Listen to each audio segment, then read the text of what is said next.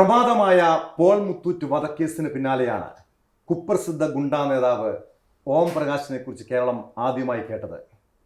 പിന്നീട് നിരവധി ക്രിമിനൽ കേസുകളിൽ പ്രതി.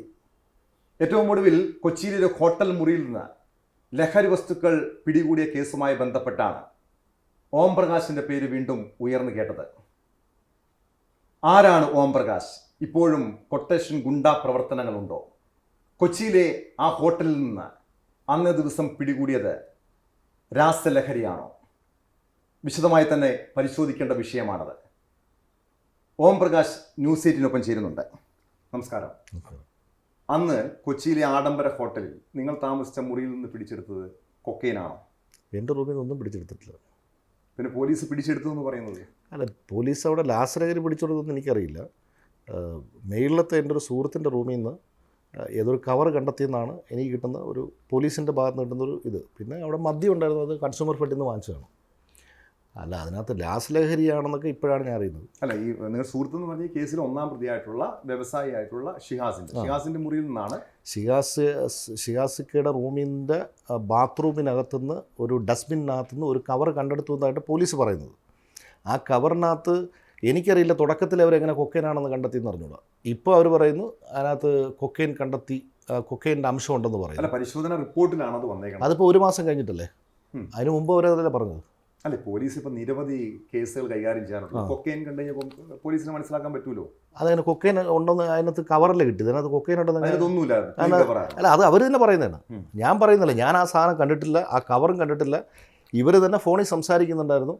ഒരു കവർ കണ്ടെത്തി, ഒരു സ്ട്രിപ്പ് കവർ എന്നാണ് പറഞ്ഞത്. പക്ഷെ ഒന്നുമില്ലാതെ പോലീസ് വെറുതെ വന്ന് ആ രാസപരിശോധന ഫല റിപ്പോർട്ട് വരുന്നു. അല്ല, അവർക്ക് എന്തെങ്കിലും റോങ് ഇൻഫർമേഷൻ കിട്ടിയിട്ട് വന്നായിരിക്കാം, അല്ലാതെ ഒരു മനഃപൂർവ്വം വന്നതായിട്ട് പറയുന്നില്ല. അതിനും കുറേ പ്രൊസീജിയർ ഉണ്ട്. ആരെ കൊടുക്കാൻ വന്നായിരുന്നു? ഓം പ്രകാശിനെ കൊടുക്കാൻ വേണ്ടി പോലീസ്? അത് സ്വാഭാവികമായിട്ട് എന്നെ കൊടുക്കാൻ വേണ്ടി. എന്താ താങ്കളോട് എന്തിനാ പോലീസ് അത്ര വിരോധം? അല്ലെങ്കിൽ താങ്കൾ എന്തെങ്കിലും ഒരു ക്രിമിനൽ ആക്ടിവിറ്റി മീഡിയ പബ്ലിസിറ്റി ഉണ്ടാവുമല്ലോ, മീഡിയ അറ്റൻഷൻ. പരിശോധന നടത്താം പോലീസിനെ, അത് മീഡിയനെ അറിയിച്ചിട്ടില്ല. അല്ല, അവർ പരിശോധന നടത്തണമെങ്കിൽ എൻ്റെ റൂമിലാണല്ലോ പരിശോധന ആദ്യം നടത്തിയത്. എൻ്റെ റൂമിൽ വന്നിട്ട് അവർ പരിശോധന നടത്തിയിട്ട് ഒരു മദ്യക്കുപ്പി പോലും കിട്ടിയിട്ടില്ല. പിന്നെ എന്തിനാണ് മേളിലത്തെ റൂമിലൊരു എന്തെങ്കിലും സാധനം വട്ടവർ ഇറ്റ് ഈസ് അത് കിട്ടുമ്പോൾ അതിനകത്ത് എന്നെ പ്രതികരിക്കേണ്ട? രണ്ട് ഫ്ലോറാണ്. ഓം പ്രകാശ് താമസിച്ചത് താഴത്തെ ഫ്ലോർ, മേളിലത്തെ ഒന്നാം പ്രതിയായിട്ടുള്ള ഷിഹാസ് താമസിച്ചത് മേളത്തെ ഫ്ലോർ. അവിടെ നിന്നാണ് ഈ കവർ പോലീസ് കണ്ടെടുക്കുന്നത്. പക്ഷെ അങ്ങനെയെങ്കിൽ ഇപ്പൊ ഷിഹാസ് നിങ്ങൾ രണ്ടുപേരാണ് ഈ കേസിലെ പ്രതികളായിട്ടുള്ളത്. അവിടെ മറ്റ് ഈ ലഹരി ഉപയോഗിക്കുന്നവരോ ലഹരി ഇടപാടുകാരെങ്കിലും ഉണ്ടായിരുന്നോ? അല്ല, എൻ്റെ അറിവിലില്ല അങ്ങനെ ആരും. എൻ്റെ അറിവിൽ അങ്ങനത്തെ ആൾക്കാരില്ല. എനിക്ക് വന്നവരിൽ കൂടുതൽ അവരെ അറിയില്ല എനിക്ക് ശരിക്കും പറഞ്ഞു. അല്ല, ആ സമയത്ത് ആരൊക്കെയോ ആ റൂമിലുണ്ടായിരുന്നത്? അവർ ഒരുപാട് പേര്. പിന്നെ നമ്മുടെ എൻ്റെ കൂട്ടുകാരനുണ്ടായിരുന്നു, അവൻ്റെ വൈഫ് ഉണ്ടായിരുന്നു, കൂട്ടുകാരൻ്റെ വൈഫ് കൊച്ചുണ്ടായിരുന്നു, പിന്നെ അവരുടെ 2 ഫ്രണ്ട്സ് ഉണ്ടായിരുന്നു, പിന്നെ വേറെ അവരുടെ കൂട്ടുകാരുണ്ടായിരുന്നു. അപ്പോൾ അങ്ങനെ കുറേ പേരുണ്ടായിരുന്നു. പിന്നെ 3 മണിക്കാണ് ഈ മറ്റേ ശ്രീനാഥ് ബാസിയും മറ്റേ പ്രേഗ മാറ്റം എന്ന് പറഞ്ഞ പെണ്ണും വരുന്നത്. എനിക്ക് പുള്ളിക്കാരി അറിയില്ല. പുള്ളിക്കാരി ആരുടെ അടുത്ത് സംസാരിച്ചില്ല, നേരെ പോയി കിടക്കുകയാണ് ചെയ്തത്. കൊച്ചിൻ്റെ അടുത്ത് പോയി കിടന്നു പറയാം. രാവിലെ 7 മണിക്ക് കണ്ട് ട്രെയിൻ ഉണ്ടെന്ന് പറഞ്ഞിട്ടുണ്ട്. എനിക്കറിയില്ല, ഞാൻ പിന്നീടാണ് പ്രേഗ മാറ്റം എന്നൊക്കെ അറിയുന്നത്. ബാസി അവിടെ ഉണ്ടായിരുന്നു, കുറച്ച് നേരം ഉണ്ടായിരുന്നു, അവർ പോയി പെട്ടെന്ന്. അല്ല, അങ്ങനെ ഒരു ലഹരി പാർട്ടി എന്തെങ്കിലും ആ മുറിയിൽ ഉണ്ടായിരുന്നു? അല്ല, നിങ്ങളുടെ താമസ സ്ഥലത്തുണ്ടായിരുന്നു? ഇല്ല, അങ്ങനത്തെ ഒരു പാർട്ടിയില്ല. സർക്കാരുണ്ടായിരുന്നു. മദ്യം ഇവിടെ ഉണ്ടല്ലോ സ്വാഭാവികമായിട്ടും. മദ്യം ഏതാ പ്രശ്നം? ഈ മദ്യം ഇത്ര ഇവർ അടിക്കായിരുന്നുകൊണ്ടാണ് ഇവർക്ക് ഇത് കിട്ടിയത്. മദ്യം ഇവിടെ ഉണ്ടായിരുന്നു, ഇല്ലയെന്ന് പറയുന്നുണ്ട്. എന്നാൽ പിന്നെ ഞങ്ങളെ മെഡിക്കൽ ചെക്കപ്പ് എടുക്കുമ്പോൾ മദ്യത്തിൻ്റെ സ്മെല്ല് വരില്ലേ? പോലീസ് നമ്മളെ കൊണ്ട് മെഡിക്കൽ ചെക്കപ്പ് എടുക്കാത്തത് മദ്യം ഉപയോഗിച്ചുകൊണ്ടാന്ന് നടക്കും. മറ്റേ ഈ ഊതം പറയുന്നൊരു സാധനമുണ്ടല്ലോ നമ്മളിങ്ങനെ, അത് എടുത്തിട്ടില്ലല്ലോ. കാരണം ഞാൻ മദ്യം ഉപയോഗിച്ചിട്ടില്ല, ഷിഹാസൊക്കെ മദ്യം ഉപയോഗിക്കാറുമില്ല. അല്ല, ഒരു ലഹരിയും ഓം പ്രകാശ് ഉപയോഗിക്കാറില്ല? ഇല്ല, ഞാൻ അല്ല, സോഷ്യലി ഞാൻ മദ്യപിക്കാറാണ്. പക്ഷേ എനിക്ക് അന്ന് മദ്യപിക്കാൻ പറ്റിയില്ല. കാര്യം എന്ന് വെച്ചാൽ എൻ്റെ ആരോഗ്യ പ്രശ്നമുള്ളതുകൊണ്ട് ഡോക്ടേഴ്സ് പറഞ്ഞുകൊണ്ട് ഞാൻ മദ്യപിക്കും. ലഹരി ഉപയോഗിക്കാറില്ല? ഒരു ലഹരി ഉപയോഗിക്കില്ല. അല്ല, പിന്നെ എന്തിനാണ് ഈ ഓം പ്രകാശ് ഉൾപ്പെടെയുള്ളവർ അന്ന് ഇവിടെ ലഹരി ഉപയോഗിച്ചെന്ന് പറയുന്നത്? പിന്നെ മാത്രമല്ല, ഒരു ചോക്ലേറ്റ് ബിനു, അല്ല ബിനു താങ്കളുടെ സുഹൃത്താണോ? ബിനുവിനെ എനിക്കറിയാം. അല്ല, ബിനുവിന്റെ ഇടപാടുകളെ കുറിച്ച് അറിയാമോ? ഇല്ല, അത്തരം ലഹരി ഇടപാടുകളുള്ള വ്യക്തിയാണെന്നാണ് പോലീസ് പറയുന്നത്. ഇല്ല, എൻ്റെ അറിവ് എനിക്കറിയില്ല. അങ്ങനെ എനിക്കറിയാമായിരുന്നെങ്കിൽ ഞാൻ ഒരിക്കലും അയാളോട് സംസാരിക്കില്ല. അങ്ങനെ ലഹരി സംഘമായിട്ട് ഒരു ബന്ധമില്ല? ഒരു ബന്ധമില്ല. അല്ല, പിന്നെ കൊച്ചി പോലീസ് അല്ലല്ലോ, കേരളത്തിലെ മൊത്തം പോലീസ് ഒരെണ്ണറിൻ്റെ കീഴിലാണ്. എന്നെ ട്രിവാൻഡ്രത്ത് എല്ലാവർക്കും അറിയാമല്ലോ. എന്നെ 10-15 വർഷമായിട്ട് മോണിറ്റർ ചെയ്യുന്നുള്ളത്. എനിക്ക് അങ്ങനെ ഒരു ലഹരി ഇടപാടോ ആ ലഹരിയുള്ള ആൾക്കാരുമായിട്ട് ബന്ധമോ?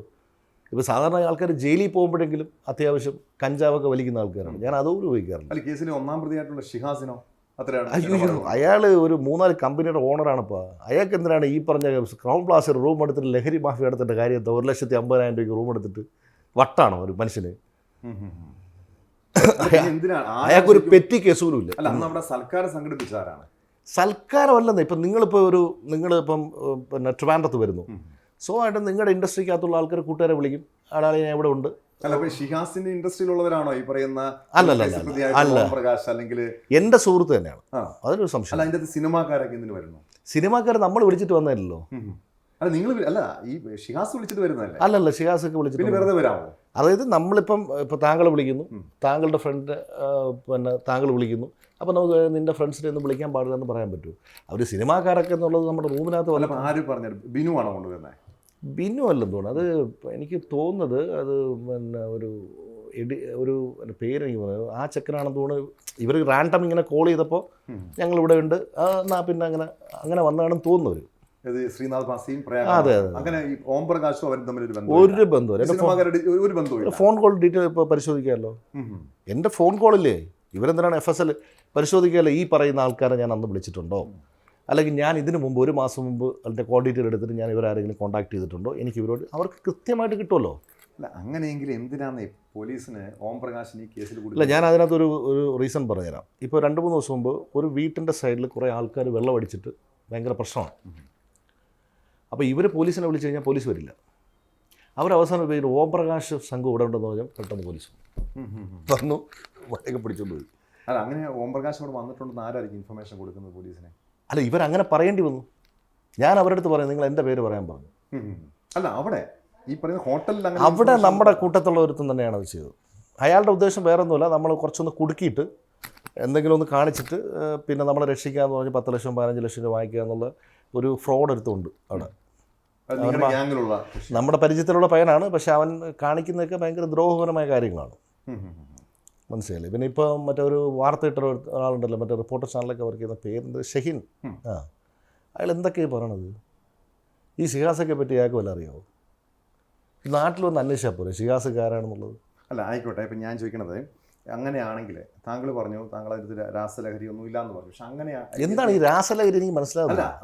പോലീസ് എന്തിന് താങ്കൾ ഞാൻ ചോദിക്കുന്നത്, ഈ ഞങ്ങളെ അവിടെ നിന്ന് പിടിച്ച് ഞങ്ങൾ FIR ഇടുന്ന സമയത്ത് പോലും അവർ പറയുന്ന കൊക്കൈൻ ഉണ്ടെന്നല്ലേ പറയണത്. ഇപ്പോൾ 1 മാസം കഴിഞ്ഞ് റിപ്പോർട്ട് കിട്ടി ഓം പ്രകാശിൻ്റെ റൂമിൽ നിന്നാണ് കാണുന്നത്. എൻ്റെ റൂമിൽ നിന്ന് ഒരു ചുക്കും കണ്ടെടുത്തിട്ടില്ല. എന്തിനാണ് എൻ്റെ പേര് പറയുന്നവർ? എൻ്റെ ഓം പ്രകാശിൻ്റെ സാന്നിധ്യത്തിലുള്ള ഒരു സാധനവും കണ്ടെടുത്തിട്ടില്ല. ഇത് മേളിലെ റൂമിൽ നിന്ന് ഒരു കവർ കണ്ടെടുത്തിട്ടുണ്ട്. അതിനകത്ത് ഇനിയിപ്പോൾ രാസലഹരിയാണോ മറ്റതാണോ എനിക്കറിയില്ല. അവിടുന്ന് മദ്യം ഉണ്ടായെന്നുള്ള എനിക്കറിയാം. പോലീസിന് അങ്ങനെ വിരോധമുണ്ടോ? വിരോധത്തിന് കാരണം എന്താണ്? പോലീസല്ലല്ലോ വിരോധം കാണിക്കുന്നത് ഇവിടെ. പോലീസിന് ഇവിടെ മര്യാദയ്ക്ക് ജോലി ചെയ്യാൻ പറ്റും. ആരാണ് താങ്കളെ ലക്ഷ്യമിടുന്നത്? ഒന്നുമില്ല, പത്രം ഇപ്പോൾ ഈ എന്തൊരു നിങ്ങളുടെ ഒരു ഇത് വരുന്നത് TRPയോ അതിനുവേണ്ടി പോലീസ് നമുക്ക് തരുന്ന ഇൻഫർമേഷൻ അല്ലേ? പോലീസ് തരുന്നത് ഞാൻ വിശ്വസിക്കില്ല. പോലീസ് അങ്ങനെ ഇത് പോലീസ് തരുന്ന കൃത്യമായ റിപ്പോർട്ട് കോടതിയിലുണ്ടാവും. അല്ല, വാർത്താക്കുറിപ്പിലാണ് പോലീസ് തന്നിരിക്കുന്നത്. അതാരാ ഏത് വാർത്താക്കുറിപ്പാണ്? പോലീസ് കോടതിയിൽ സമർപ്പിച്ചിട്ടില്ല. കോടതി സമർപ്പിച്ചായിട്ട് എൻ്റെ അറിവിലില്ല. കോടതി സമർപ്പിച്ചതായിട്ട് എൻ്റെ അറിവിലില്ല. പോലീസിന് താങ്കൾ ഈ കേസിൽ കൊടുക്കാൻ അതിന് പോലീസിന്റെ താല്പര്യം എന്താണ്? അല്ല, എനിക്ക് തോന്നുന്നത് അവർക്ക് കിട്ടിയ ഇൻഫോർമേഷൻ എന്ന് പറയുന്നത് ഓം പ്രകാശ് അടങ്ങുന്ന ഒരു സംഭവം അവിടെ എന്തോ നടക്കുന്നു പറഞ്ഞാൽ ഇൻഫോർമേഷൻ കിട്ടി കാണും. അവർ റെയ്ഡ് ചെയ്തു. ഈ റെയ്ഡെന്ന് പറയുന്നത് അവർ ശരിക്കും പറഞ്ഞാൽ ലീഗൽ എല്ലാം എടുത്തിട്ടല്ല റെയ്ഡ് ചെയ്തു. കാരണം അങ്ങനെ ഒരു രാസലഹരിയോ എന്തെങ്കിലും ഉണ്ടെങ്കിൽ ഒരു ഗസറ്റഡ് ഓഫീസറിൻ്റെ പ്രസൻസ് വേണം ഇത് കണ്ടെടുക്കുമ്പോൾ. ഇതൊന്നും അവർ ചെയ്തിട്ടില്ല. അപ്പോൾ പിന്നെ ഇതിങ്ങനെ ഒരു കേസുണ്ടായി, കേസെടുത്തു. എൻ്റെ പേരിൽ എന്താ കേസെടുക്കാൻ കാര്യം? ഞാൻ വേറെ റൂമിൽ താമസിക്കുന്ന ഒരാൾ ഷിഹാസക്കയുടെ റൂമിൽ ഈ പറഞ്ഞ സംഭവങ്ങളെ കണ്ടെടുത്തു. അയാളെ എടുത്താൽ പോരെ?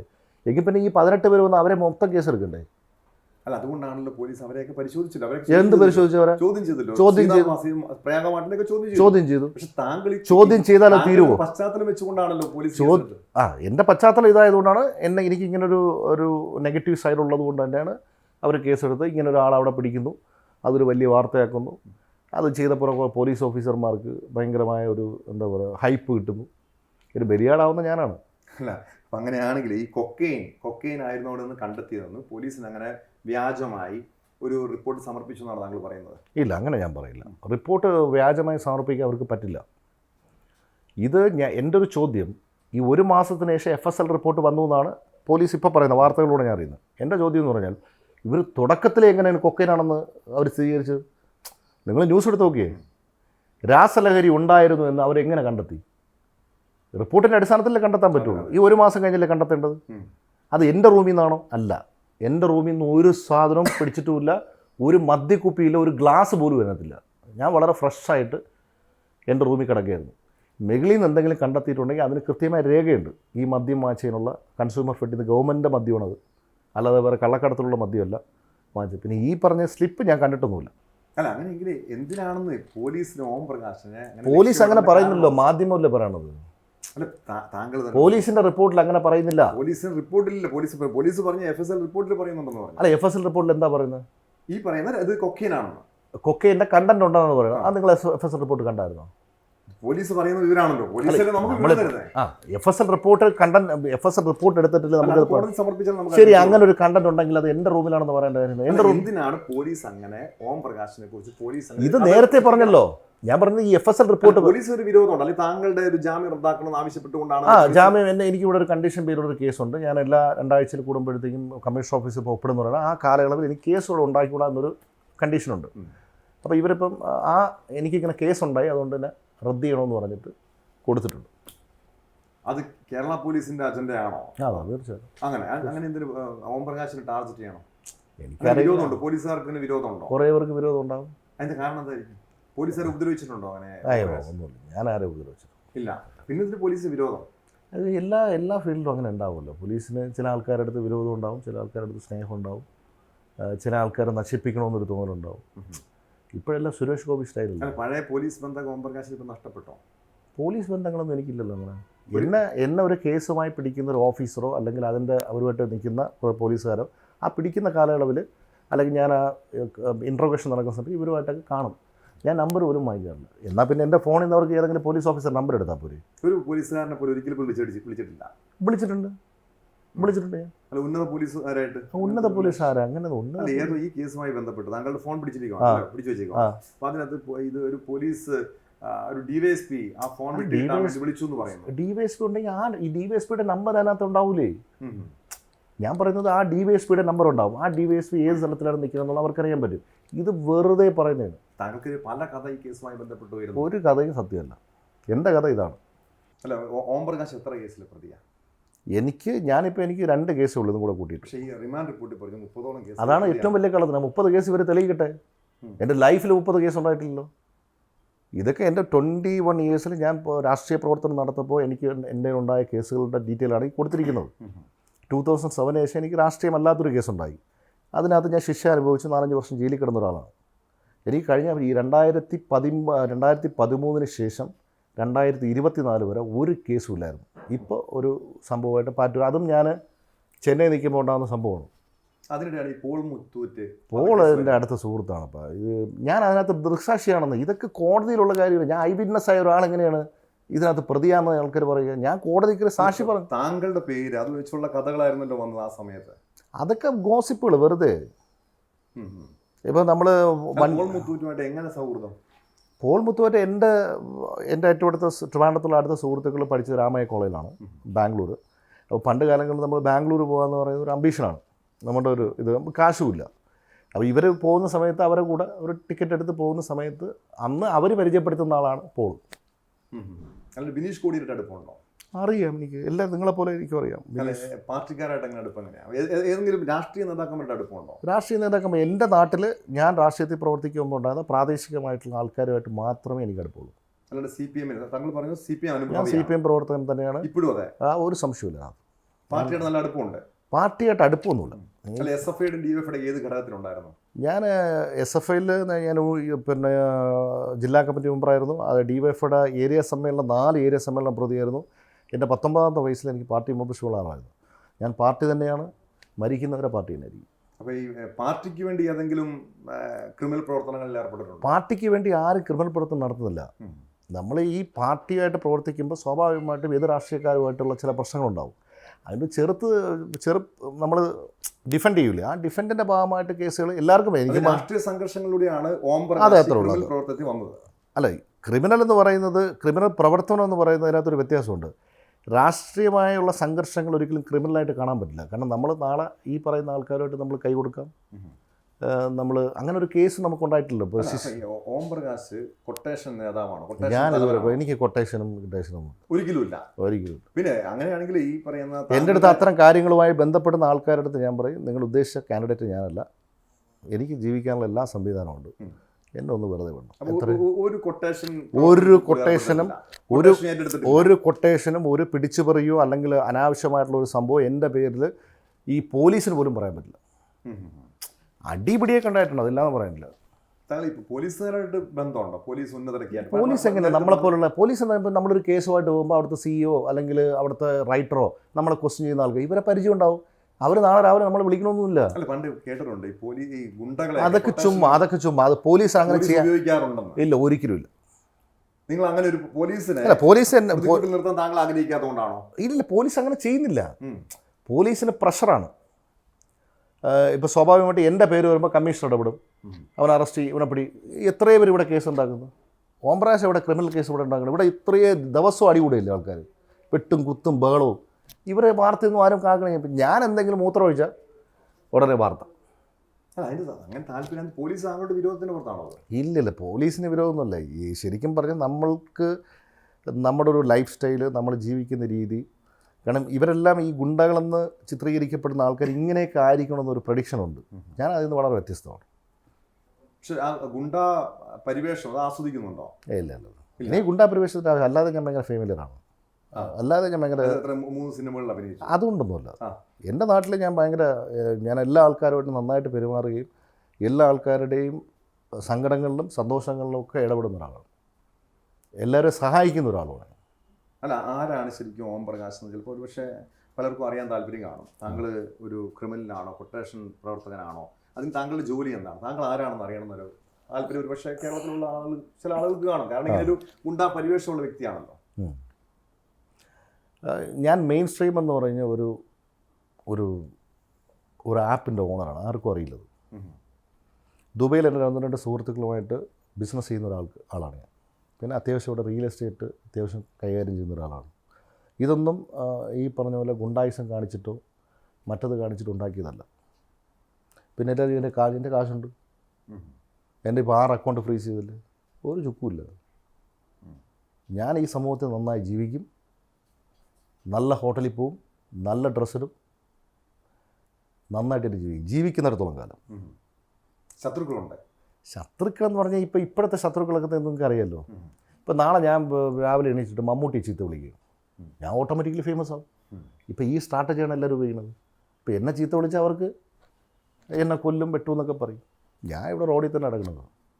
ഈ ഓം പ്രകാശിനെ കുറിച്ച് കേട്ടിട്ടുള്ളത് പഠിക്കാൻ ഭയങ്കര മിടുക്കനായിരുന്നു. പഠിക്കാൻ മിടുക്കണമെന്ന് പറഞ്ഞാൽ സ്കൂളിൽ പഠിക്കുമ്പോൾ എനിക്ക് നല്ല മാർക്ക് കിട്ടിയിട്ടുണ്ട്. അതിൻ്റെ ബേസ്, കാരണം ഇങ്ങനെയൊക്കെ പറഞ്ഞാലല്ലേ മറ്റേ ഹൈപ്പാക്കാൻ പറ്റും. എനിക്കതൊന്നും ആഗ്രഹമില്ല. ക്ലാസ്സിൽ ഫസ്റ്റ് റാങ്ക് പക്ഷേ അതൊക്കെ ശരിയായിരിക്കാം. പക്ഷെ അതൊന്നും പറഞ്ഞിട്ട് ഒരാളെ ഇതാക്കാൻ പാടില്ല. പഠിക്കാൻ മിടുക്കനാണ്, അതുകൊണ്ട് അവന് ഭയങ്കര ബുദ്ധി. അങ്ങനെ ഒരു മിടുക്കനായിട്ടുള്ള വ്യക്തി എങ്ങനെയാണ് ഈ കൊട്ടേഷൻ തലവൻ എന്നൊരു പ്രതിച്ഛായ? അത് പോലീസ് അല്ലല്ലോ, പത്രങ്ങൾ തന്നൊരു ഇതല്ലേ.